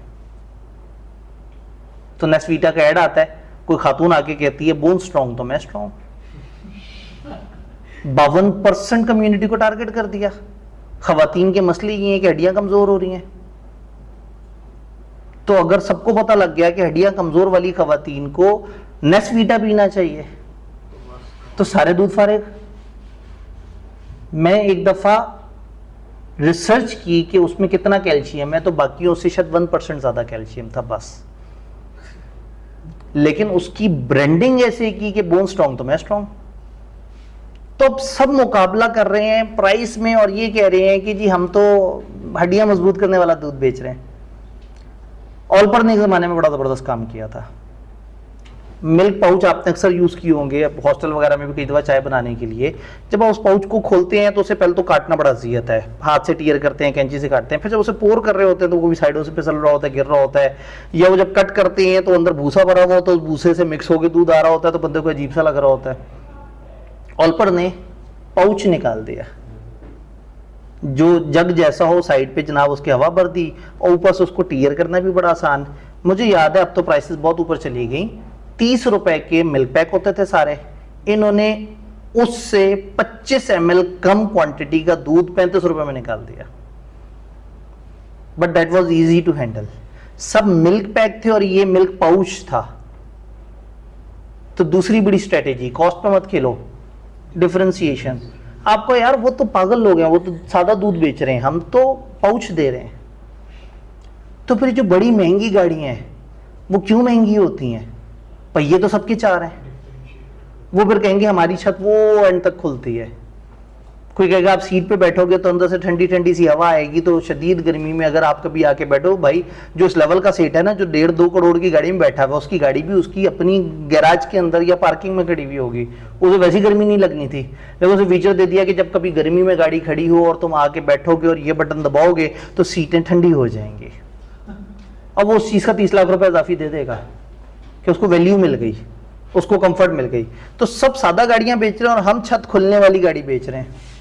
सब लेटी हुई गाड़ी बेच रहे हैं, हम उठी हुई गाड़ी बेच रहे हैं। अब वो सेडान बेच रहे हैं, आपने जनाब एसयूवी बना के उसको अपलिफ्ट कर दिया, पहिए थोड़े से बड़े कर दिए। अब आप ऊपर बैठ के ऊपर से छलांग मार के उतरते हुए जैसे मर्जी बेहुदा लगे, लेकिन ऊंची गाड़ी। डाला बेच दिया लोगों को। डाला ये फार्मर्स यूज करते हैं, आप जितनी वीडियोस देखें ना तो उसमें जो किसान हैं उनके पास डाले होते हैं। तो चूंकि वो एक डिफरेंशिएटेड चीज था कि उसके पीछे सिक्योरिटी गार्ड बैठ सकते हैं और उसको देखते साथ ही एक ताकतवर, जालिम, खतरनाक शख्स की फील आती है, तो वो ब्रांड बन गया। क्यों? डिफरेंशिएशन। तो 2 अप्रोचेस क्या हुई? एक है कॉस्ट लीडरशिप, सेम जैसी कैटेगरी में खेलना है तो क्या करो, पैसे गिरा दो। डिफरेंशिएशन, प्रोडक्ट डिफरेंट कर दो। अब एक तरीका ये है कि 2 कॉलेजेस का मुकाबला है, एक कॉलेज कहे यार हम 3000 सस्ती कर रहे हैं प्राइस, ये कॉस्ट लीडरशिप की गेम है। और अगर 2 कॉलेज का मुकाबला हो, आप एक कॉलेज आके कहें कि भाई आपकी चीज 25,000 की, उनकी चीज 20,000 की, कहेंगे हमारी चीज ही डिफरेंट है। आगे देखो तो सही, हम क्लास में यूं प्रैक्टिस कराते हैं, हम ऐसा करते हैं, हम ये करते हैं, हम साथ में ऑनलाइन सपोर्ट देते हैं। अब जैसे हमारा ये था कि हमारी डिफरेंशिएटेड प्रोडक्ट थी, हम फिजिकल बच्चों को ऑनलाइन लेक्चर भी साथ पोर्टल दे देते थे और किताब भी उठा के दे देते थे कि डिफरेंशिएशन है। 2 जगह प्राइस सेम है लेकिन एक जगह प्रोडक्ट डिफरेंशिएटेड है। तो कंपटीशन का दूसरा तरीका ये होता है कि आप वैल्यू बढ़ा दो, इंक्रीज कर दो, कस्टमर को लगे कि मैं जो ये चीज ले रहा हूँ ना ये तो बड़ी डिफरेंट है। 2 मोबाइल एक जैसे हैं, एक जैसी कीमत है, एक जैसे फीचर है, एक का कैमरा थोड़ी ज्यादा बेहतर सेल्फी खींचता है और उसमें फिल्टर बड़े मजे के लगे हुए हैं, बिल्ट इन फिल्टर। तो नौजवान नस्ल जब तस्वीर खींचे और चांद सा मुखड़ा अचानक से उन्हें नजर आ जाए, वो पागल हो जाते हैं, कहते हैं यार आज तक शीशे ने इतना मुझे अच्छा सही रंग नहीं दिखाया जितना ये ईमानदार मोबाइल मुझे मेरा चेहरा दिखा रहा है। तो भी फिल्टर लगा के वो खरीद लेते हैं। क्यों? क्योंकि बाकी सब सादा मोबाइल थे और वो फिल्टर वाला स्पेशल मोबाइल था जो सेल्फियां अच्छी खींचता है। तो आपकी प्रोडक्ट में डिफरेंशिएटेड फीचर आ गया। तो डिफरेंशिएशन समझ आ रहा है? आप अपनी प्रोडक्ट में कुछ ऐसे डिफरेंस ऐड कर दें जो कंपेटिटर्स के पास ना हो, तो लोग आपकी प्रोडक्ट को उस रेस ऑफ कंपटीशन से बाहर निकालते हैं। अभी बहस ही नहीं होगी कि कितने रुपए की चीज और क्या, आपने प्रोडक्ट ही डिफरेंशिएटेड कर दी। ये कैसे होता है? कई दफा उसका रैपर चेंज करके भी हो जाता है। कई दफा एक कंपनी दोबारा आती है और सिर्फ अपना रैपर चेंज करती है ऊपर का और कह देती है ये डिफरेंशिएटेड प्रोडक्ट है। लोगो चेंज कर देते हैं, मार्केटिंग कैंपेन चेंज कर देते हैं। शवारमा वही होता है, लिख देते हैं असली वाला बड़ा शवारमा। वो कहते हैं यार वाह, बाकी सब शवारमा बेच रहे हैं और ये असली सही असल में बड़े वाला शवारमा बेच रहे हैं। तो चाहे दोनों सेम हो, लेकिन एक ने आपका दिमाग बना दिया कि ये मेरी प्रोडक्ट डिफरेंशिएटेड प्रोडक्ट है। तो ये बात समझ आई। और तीसरी चीज फोकस। कल बात हुई थी इस पे। सब के सब अपने लड़ रहे हैं, पूरा दिन रेस्टोरेंट खोले हुए हैं, शोर मचा हुआ है। आपने कहा जी मैंने 3 घंटे के लिए खोलनी है दुकान और सिर्फ चने बेचने हैं और बस। लेकिन चने मेरे ऐसे हों कि पूरा लाहौर पे मेरे पास आए। फोकस। आप एक नीश कहते हैं मार्केट का एक छोटा सेगमेंट, एक छोटे सेगमेंट को पकड़ते हैं और उसके किंग बन जाते हैं। तो पता ये लगता है, मैं एक ज़माने में फर्म में था, तो मेरा एकदम से हार्ड डिस्क जो है ना उसमें वो आ गया, बग आ गया, और उसके अंदर से जो डाटा है वो गायब हो गया या डिलीट हो गया। डाटा बड़ा कीमती था फर्म के हिसाब से भी, और मैंने अपने पर्सनल डाटा भी बहुत सारा रखा हुआ था। मैं पहुंचा ऑफिस सेंटर, मैं कहा जी हार्ड डिस्क है, हार्ड डिस्क का डाटा रिकवर करना है।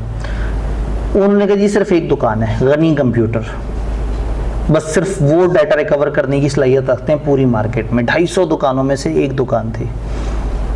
उधर पहुंचा हूँ तो अंदर हार्ड डिस्क और कस्टमर्स का रश ही रश। मैंने कहा जी डाटा रिकवर करना है, ये हार्ड डिस्क है, 8,000 लगेंगे। मैंने कहा 6 की नई आती है ये वाली हार्ड डिस्क, क्या बात कर रहे हो, नई हार्ड डिस्क 6 की आती है, तुम पुरानी हार्ड डिस्क में से सिर्फ डाटा निकाल के मुझे देने का 8,000 कह रहे हो। कहता नई हार्ड डिस्क ले लो, फिर जाओ। मैं उसे बड़ी तकरीरें करके चोर बाजारी कर रहे हो और ये वो, क्या इस तरह से थोड़ी होता है। और बाहर निकला, उधर ढूंढा, हार्डलो ढूंढा, पता ही लगा कि लाहौर पूरे में हार्ड डिस्क में अगर डाटा करप्ट हो गया है तो रिकवर करना सिर्फ गनी कंप्यूटर को आता था। फिर किसी और दोस्त के साथ आया, मैंने कहा मैं बहुत डायलॉग मार के गया था, मैं बाहर खड़ा रहूँगा, तुम अंदर जाना, नीवे होंगे, उन्हें बताना है कि जी ये इस तरह से करके मसला है। तो फोकस, मतलब उन्होंने ये नहीं कि एक दुकान है तो उसके पास लैपटॉप भी रखे हुए हैं, तो मोबाइल भी रखे हुए हैं, तो केसिंग्स भी रखी हुई हैं, तो पता नहीं क्या रखा हुआ है। उसने स्पेशलाइज एक चीज़ में किया, हार्ड डिस्क डाटा रिकवरी। और वो साथ वाली दुकान वाला बहुत बड़ी दुकान के साथ क्या कमाता होगा जितना वो छोटी सी पिद्दी सी दुकान से कमाई जा रहा था। तो कई दफ़ा एक बंदा एक काम करता है, कहता है मैंने सिर्फ केसिंग बेचनी है, और सिर्फ केसिंग की एक छोटा सा खोखा लेके बैठ जाता है, और पता लगता है कि उस जैसी केसिंग है ही नहीं किसी के पास, मोबाइल कवर या लैपटॉप केसिंग वगैरह, और वो उस अकेली प्रोडक्ट के अंदर गेम खेल जाता है। फोकस स्ट्रेटेजी, आप मार्केट का एक सेगमेंट पकड़ते हैं, उसी सेगमेंट में छा जाते हैं। एक हॉस्पिटल, उसके पास दिल का भी मसला, फेफड़े का भी मसला, गुर्दे का भी मसला, टांग तोड़ने वाला डॉक्टर भी, फलाना डॉक्टर भी, लेकिन एक हॉस्पिटल है ही सिर्फ हार्ट का, और फिर सिर्फ हार्ट में स्पेशलाइजेशन है, और 6 डॉक्टर हैं, 6 के 6 दिल के। तो हार्ट वाले सारे लोग उधर आएंगे। नुकसान ये है कि आपको जनरल कस्टमर नहीं लेगा, लेकिन फायदा ये है कि स्पेशलाइज एक तरह का कस्टमर मिलेगा और सिर्फ वही वो होगा। समटाइम एक आध ऐसे टीचर होते थे, वो एक सब्जेक्ट बड़े शौक से पढ़ाते थे, तो वो एक अकेला सब्जेक्ट उठा के बस पढ़ा रहे होते थे जी, कॉलेज का नाम फलाना कॉलेज ऑफ ये वाला सब्जेक्ट का नाम, और सिर्फ उस कॉलेज में एक ही सब्जेक्ट होता था, और लोग वो उस एक सब्जेक्ट के लिए उसी कॉलेज जा रहे होते थे कि यार ये स्पेशलाइज बंदा है, बाकी सब तो मिलते जुलते चूरन बेच रहे हैं, ये इसको जो आता है बस ये एक बेच रहा और ये एक ज़्यादा सब्जेक्ट भी नहीं पढ़ा रहा। तो फिर इस तरह की स्पेशलाइजेशन भी होती है। तो ये तीसरी स्ट्रेटेजी कहलाती है फोकस। तो मैस मार्केट को डील करना है तो 2 मुकाबले हैं, कॉस्ट लीडरशिप या डिफरेंशिएशन। और अगर किसी खास सेक्टर की बात करनी है, फोकस पे चले जाए। सब के सब सीए पता नहीं क्या क्या वो कर रहे थे। स्कैन्स वालों ने, एक कैंपस ने तय किया कि हमने सिर्फ एसीसीए पे फोकस करना और कुछ नहीं करना जिंदगी में। उनके पास लोग जाते थे, सीए का एडमिशन कराया, वो कहते यार हमारी दूसरी ब्रांच के पास जाओ, बच्चा रास्ते में किसी और कॉलेज ड्रॉप हो जाता था, परवाह नहीं करते थे। उन्होंने कहा हमने पढ़ाना ही सिर्फ एसीसीए, ये जो ब्लू बिल्डिंग है, और सिर्फ एसीसीए करके पाकिस्तान का इस वक्त 95% बच्चा एसीसीए का स्कैन से पढ़ता है। उस फोकस में कमाल आ गया ना कि सबको पता लगा यार एसीसीए तो बस यार, फिर स्कैन के अलावा क्या सोचना, तो उधर धड़ाधड़ चल जाते हैं। तो फिर एसीसीए जब दोबारा से रिकवर हुआ, अब सारे रो रहे हैं कि जी हमारे पास तो एसीसीए में कुछ नहीं आ रहा, और स्कैन अकेला बिलियनियर बना हुआ है। तो होता क्या है, फोकस स्ट्रेटेजी में आप एक चीज पकड़ते हैं और उसके ऊपर इतना फोकस कर रहे होते हैं। हमारे अली इमरान साहब टैक्स के 6 पेज दे देते हैं, उसके कहते हैं सर थकते नहीं, क्या खाते हो कि तुम नहीं, पढ़ाई जा रहे हैं। इतना पढ़ाया कि सबको होता है यार टैक्स को तो कहीं ना कहीं घूमते फिरते, पहली अटेम्प्ट में नहीं आएगा तो अगली दफ़ा फेल होकर आ जाएगा, नहीं तो उससे अगली दफ़ा फेल हो ला के आ जाएगा कि यार इनसे गुजरूंगा तो शायद निकलेगा। अब एक बंदा दिन में 6 बैचेस पढ़ा रहा हो और एक ही सब्जेक्ट को तड़ा तो इतनी स्पेशलाइजेशन हो जाती है। पिछली 15 रिवीजन क्लासेस जो आईकेप में हुई हैं, शायद 2 दफ़ा सर ने ब्रेक ली है, और वो भी इसलिए कि शायद ऐसा ना लगे कि उनका कोई आईकेप के साथ कोई तय हुआ है। वो आईकेप जब टेक्स्ट सोचता है वो फौरन से अच्छा अली इमरान साहब खत्म कहानी, स्पेशलाइजेशन बन जाती है, एक सब्जेक्ट आपके साथ इतना अटैच हो जाता है, तो ये फोकस स्ट्रेटेजी होती है। क्या आप इस पे, यानी अब वही वाली बात है कि अब वो अपने शौक से एक पेपर जो पढ़ाना चाहते थे पहले फाइनल का आईटी का भी, और अब इसमें यहाँ पे जो डाटा का पेपर आया है, तो एक बहुत बड़ा चैलेंज ये है कि उनकी ज़ात के साथ ना चिपका हुआ है टैक्स। तो लोगों को ये हो रहा है कि अच्छा ये मतलब डाटा भी पढ़ा रहे हैं, और वो बड़ा तूफानी पढ़ा रहे हैं, बल्कि आजकल तो वो वीडियो क्लिप उनके जगह जगह शेयर हो रहे हैं, लेकिन वो वाली बात कि फिर छाप लग जाती है। जैसे मेरे ऊपर लॉ की छाप ऐसी जालिम लगी, तो कहते हैं लॉ के टीचर हो। मैं कहता हूँ भाई मुझे बिजनेस पढ़ाना है, मुझे बिजनेस पढ़ाना पसंद है। वो मेरा PMBS का पेपर भी फौत हो गया बेचारा। तो वो होता ही है कि फिर आपके ऊपर फोकस का एक नुकसान है कि छाप लग जाती है, फिर आप उस फील्ड, लेकिन फिर उस फील्ड के आप किंग होते हैं। आप अपना मैदान सजा के खुद ही से उस पर क्रिकेट खेलना शुरू कर देते हैं, और उधर मुकाबले पे होता ही कोई नहीं, क्योंकि आपका मैदान किसी को नजर ही नहीं आता, सब जनरल खेल रहे होते हैं और आपने एक वो सेगमेंट पकड़ा होता है और उसी पे काम कर रहे होते हैं। तो कई दफ़ा है कि जो मुख्तलिफ टॉक शोज वगैरह में आने वाले लोग या मुख्तलिफ तज्जिया निगार हैं, तो एक बंदा कहता है मैं हूँ ही इंटरनेशनल अफेयर्स का वो एनालिस्ट, वो पाकिस्तानी सियासत पे बात ही नहीं करेगा। कहेगा भाई मेरे से ये पूछो कि अमेरिका, ईरान, इराक, उर्दन, शाम, इसराइल क्या चल रहा है, मैं उस पर बात करूँगा। इमरान खान क्या कर रहा है और नवाज शरीफ क्या कर रहा है ये मुझे नहीं पता। तो अक्सर लोग कहते हैं कि नहीं हम हरफन मौला बनेंगे, वो भी बताएं वो भी बताएं। तो एक बंदा फिर फॉरेन अफेयर्स का ऐसा स्पेशलिस्ट बनता है कि फिर जब भी फॉरेन अफेयर्स पे कोई ओपिनियन लेनी है तो लोग उसके पास चले जाते हैं। तो ये तीसरी स्ट्रेटेजी होती है फोकस स्ट्रेटेजी। तो मैस मार्केट में दो स्ट्रेटेजीज चलती हैं, या कॉस्ट लीडरशिप या डिफरेंशिएशन, और स्मॉल मार्केट में फोकस। बात समझ आई? तो इसलिए मैं ये पहले डिस्कशन करा दी ताकि जो है ना ये वाली वो हो सके। अब डिफरेंशिएशन को जब आप पढ़ेंगे तो वो होगा किताब में, बाकी दो बातें नहीं है, लेकिन ये कॉन्सेप्ट जगह जगह किताब में इस्तेमाल हुआ है। तो हमारी वो दो लाइनें तो अभी भी रहती हैं, और ऑल्दो ऐसा लग रहा है कि वक्त में गुंजाइश नहीं है, लेकिन आज आप फ्रेश बैठे हैं चूंकि आपकी एक क्लास नहीं हुई, तो मैं इस चीज़ का भयानक फ़ायदा उठाते हुए बस जो है ना आखिरी गुफ्तगू करूं और मामले को क्लोज करें।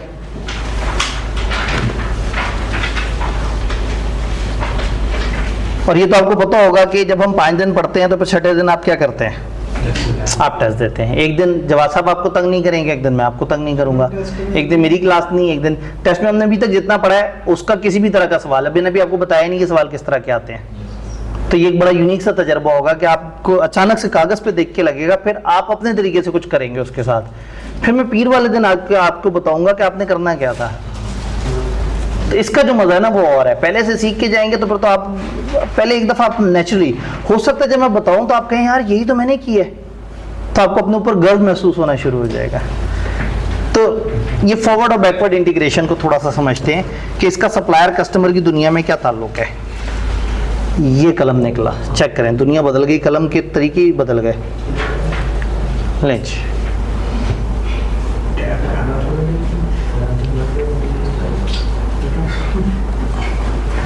ये डब्बा एक बिजनेस है, एक और डब्बा इससे आगे है, ये भी एक बिजनेस है, और एक डब्बा इससे पीछे है, ये भी एक बिजनेस है। अच्छा जी, ये पहला वाला बिजनेस क्या करता है? ये पहला वाला बिजनेस स्पेयर्स इंपोर्ट करता है, पार्ट्स इंपोर्ट करता है दुनिया भर से। उसके बाद ये इस बिजनेस को देता है, और ये बिजनेस कार मैन्युफैक्चर करती है, इससे असेंबली का काम करते हैं, वो पुर्जे पकड़ के गाड़ी बना देते हैं। फिर ये इससे आगे शोरूम वालों को दे देते हैं कि तुम लोग इसे बेचो। तो टेक्निकली यहाँ पे 3 बिजनेस नजर आ रहे हैं। इसमें से ये बिजनेस कस्टमर है इस बिजनेस का, लेफ्ट वाले का, क्या ख्याल है? सेंटर वाला बिजनेस कार मैन्युफैक्चर, कस्टमर है स्पेयर पार्ट्स, और सप्लायर है। तो जब मैं शोरूम पे खड़े होकर देखूंगा तो शोरूम वाले का सप्लायर कौन है? कार मैन्युफैक्चरिंग वाला, और कार मैन्युफैक्चरिंग वाले का, और अगर रिवर्स चलें तो कस्टमर्स वाला वो होगा। अब फर्ज करें आप यहाँ दरमियान में खड़े हैं, आप कार मैन्युफैक्चरिंग कर रहे हैं। जब आप कार मैन्युफैक्चरिंग कर रहे हो और आपको ये काम बहुत अच्छा आता है, आपको इंपोर्ट नहीं आती, एक टाइम आता है कि आपका सप्लायर कहता है भाई पुर्जे बड़े महंगे हो गए हैं। अब आप कार मैन्युफैक्चर करते हैं तो आप आगे जब बेचना चाहते हैं तो कस्टमर कहता है मैं तो नहीं इतनी महंगी गाड़ी खरीदूंगा। आप एक खास टाइम पे तंग आ जाते हैं और अपने सप्लायर से कहते हैं यार मुझे सस्ते रेट पे दे दो, वो कहता है मैं नहीं दूंगा। फिर आप सोचते हैं यार मैंने इतनी 1000 गाड़ियां बनानी है, मैं अपना ही डिपार्टमेंट क्यों ना बना लूं इंपोर्ट का, हम ही इंपोर्ट कर लेते हैं बाहर से पुर्जे, हम ही मैन्युफैक्चर कर लेंगे। तो ये पीछे गए और सप्लायर को खा गए। बैकवर्ड इंटीग्रेशन, पीछे जाके पीछे वाला बिजनेस पकड़ लिया। अच्छा, जब ये गाड़ी बना के आगे दे रहे हैं तो कभी शोरूम वालों के नखरे, आपको पता है आजकल ये चल रहा है वो चल रहा है, लोगों को उस तरह की गाड़ी पसंद आती है, आपके तो डिजाइन में ये मसला है और ये वो, जब वो ज्यादा टैं करेंगे तो फिर शोरूम भी अपना बना लेंगे। अब होता ये है कि अगर एक बंदे ने दूध का पैक मैन्युफैक्चर किया है तो मैन्युफैक्चर करके आगे किसी डिस्ट्रीब्यूटर को देगा, डिस्ट्रीब्यूटर आगे चलाएगा। लेकिन जब ये इतना बड़ा हो, फॉर एग्जाम्पल मैंने एक अगर किताब भेजनी है कराची तो मैं कुरियर से भेजूंगा, अगर मैं महीने में 15 किताबें भेजनी है तो भी कुरियर से भेजूंगा, अगर मैंने हर महीने 8000 किताबें भेजनी है तो मैं अपनी गाड़ी खरीद लूंगा, एक ड्राइवर रखूंगा और उसको कहूंगा तुमने जाना है और गाड़ी में 20,000 किताबें रख के जाना है, मुल्तान जाना है, वहां से फिर आगे घूम के फैसलाबाद जाना है, उधर से रहीमियार खान से होते हुए सक्खर से होते हुए कराची जाना है और हर जगह किताबें ड्रॉप करते हुए जाना है। तो मुझे 11 रुपए पे पर बुक डिलीवरी पड़ जाएगी, कंपेटिटिव एड आ जाएगा। डिलीवरी वाला मेरे से कहता था 250 रुपए दो, मेरा कस्टमर चीखता था कि यार तुम्हारी किताब तो महंगी हो गई। तो मैं आगे किसी को चीज दे रहा हूं और वो आगे वो कर रहा है। अगर उसको ये डर हो कि मेरा कस्टमर मेरा काम शुरू कर देगा तो मेरा क्या होगा। जैसे हम कॉलेजेस डिपेंडेंट होते हैं किसी पब्लिकेशन हाउस पे कि वो हमारी किताब छाप के दे, एक टाइम पे जब इतनी ज्यादा किताबें हो गई तो हमने खुद ही पब्लिशिंग शुरू कर दी। हम बैकवर्ड इंटीग्रेशन कर लिए, हमने जिससे माल पकड़ना था हमने वो काम खुद करना शुरू कर दिया। तो फिर हमेशा कस्टमर को ये खौफ होता है कि मेरा सप्लायर मेरे बिजनेस में ना घुस जाए, और हमेशा सप्लायर को क्या खौफ होता है, मेरा कस्टमर मेरे उसमें ना आए। तो बार्गेनिंग पावर ऑफ सप्लायर और कस्टमर में अब आप वो खौफ देखेंगे तो एक बंदे को खौफ है कि बैकवर्ड इंटीग्रेशन ना हो जाए और एक जगह फॉरवर्ड इंटीग्रेशन। तो बैकवर्ड फॉरवर्ड इंटीग्रेशन समझ आ रही है, बायर हो गई, मैन्युफैक्चरर और वो। जी बिल्कुल। अब ये अब आपने सोच के बताना है कि जब मैं इन दो को देख रहा हूं, फर्ज करें आप, डिपेंड करता है आप कौन है, आप ये हैं, यहाँ पे बायर है, आप ये हैं, आपको सामने वाले से खौफ है कि वो आपको ना खा जाए, तो आपको क्या खौफ है, सोच लें, बैकवर्ड। आप यहाँ हैं, आपको किससे डर लग रहा है, इस बंदे से, शोरूम वाले से, कि शोरूम वाले किसी दिन कहें यार मतलब गाड़ी असेंबली करना है ना, इतनी बड़ी क्या साइंस है, हमारा इतना था मार्जिन प्रॉफिट का, असल मार्जिन तो वो मैन्युफैक्चर खा गया। Backward integration. आप जब अपने कस्टमर से डरते हैं ना तो ये आपको खौफ होता है बैकवर्ड इंटीग्रेशन का। और जब इन दो की बात करें और आप अभी भी यहाँ हैं, फर्ज करें आप कार मैन्युफैक्चरर हैं, अब आपको किससे खौफ है, पीछे वाले से खौफ है कि वो आगे ना आ जाए, वो फॉरवर्ड इंटीग्रेशन ना कर ले, वो आपका बिजनेस मॉडल ना खा जाए। तो बिजनेसेस एक दूसरे को सपोर्ट तो करते हैं, लेकिन एक खास लेवल पे जब बिजनेस चला जाता है तो फिर फॉरवर्ड या बैकवर्ड इंटीग्रेशन करनी मजबूरी हो जाती है। तो जब आप कभी भी फॉरवर्ड इंटीग्रेशन कर सकते हैं तो आपसे अगला वाला जो वो है वो आपसे डरा रहता है। फॉर एग्जाम्पल अगर हमारे पब्लिशर को पता हो कि भाई किसी वक्त इनको ज्यादा तंग किया तो ये खुद घुस जाएंगे पब्लिकेशन में, तो हमें ज्यादा तंग नहीं करेगा। जब ज्यादा तंग नहीं करेगा तो सप्लायर की पावर गिर जाएगी और कस्टमर की पावर बढ़ जाएगी। समझ रहे हैं? तो ये फॉरवर्ड बैकवर्ड इंटीग्रेशन होता है। बहुत सारे बिजनेस मॉडल में होता है कि आप मिडल मैन होते हैं, एक मैन्युफैक्चरर होता है, आप दुकानदार होते हैं और एक कंज्यूमर होता है। आप दरमियान में मौजूद होते हैं, पीछे से पकड़ते हैं और आगे वाले को चीज सेल करते हैं। बिजनेसेस डिपेंड कर रहे होते हैं एक दूसरे पे। तो ये वो फॉरवर्ड और बैकवर्ड इंटीग्रेशन वाला पॉइंट है जो हमारा मिस हुआ था। डन। तो अब आपने ये एक जो मॉडल हमने पढ़ा है और जितनी हमने सिंपल थ्योरी पढ़ी है उसको अच्छी तरह से देखना है। कल एक मुनासिब सा टेस्ट आप दे रहे होंगे और फिर मंडे को मैं बता रहा हूँ कि एग्जैक्टली किस किस तरह के सवाल आते हैं, एक मॉडल से 2-3 तरह के सवाल क्या बनते हैं और जनरल सवाल किस तरह के होते हैं। डन। तो इंशाल्लाह ताला मिलते हैं कल आप टेस्ट दें और मंडे को आपसे एक प्यारी सी मुलाकात होती है, तो हफ्ते में 2 दिन आपको सहूलत के मिलते हैं, एक दिन एक दुश्मन गायब, एक दिन एक दुश्मन गायब।